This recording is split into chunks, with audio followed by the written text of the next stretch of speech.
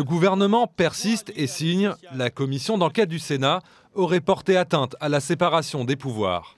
Engagés dans une croisade politique, les sénateurs seraient sortis de leur rôle. La commission d'enquête, elle dit un certain nombre de choses. Elle dresse un certain nombre d'hypothèses sans apporter la preuve de quoi que ce soit. Elle produit un certain nombre de préconisations. Mais établir les faits, ça n'est pas le rôle de la commission d'enquête. Établir les faits, c'est le rôle de la justice. La commission a-t-elle empiété sur le terrain judiciaire ? Officiellement, les travaux des sénateurs ne portaient pas sur les agissements d'Alexandre Benalla sur le terrain, mais sur les dysfonctionnements au sein de l'appareil d'État. Pour ce constitutionnaliste, les sénateurs ont certes évolué en terrain glissant, mais se sont tenus à l'écart du travail des juges. La commission d'enquête, à strictement parler, n'a pas enquêté sur des faits qui faisaient l'objet de poursuites. Ils n'ont jamais interrogé sur les vidéos dont a pu bénéficier Alexandre Benalla qui le filmait, comment est-ce qu'il se les est procurées, parce qu'il y a une enquête sur cela.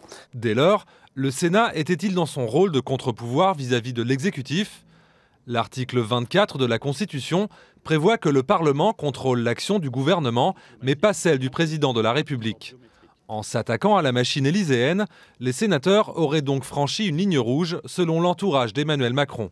Cette argumentation ne tient pas parce que, comme je l'ai rappelé, le principe de séparation des pouvoirs englobe tous les pouvoirs. Et si l'on appliquait cette logique-là, cela voudrait dire, d'une part, que la présidence de la République échapperait à tout contrôle et que, par conséquent, elle bénéficierait d'une impunité et une immunité totale, alors que cette immunité ne profite qu'au président de la République, en vertu de l'article 67 de la Constitution, mais pas à l'institution.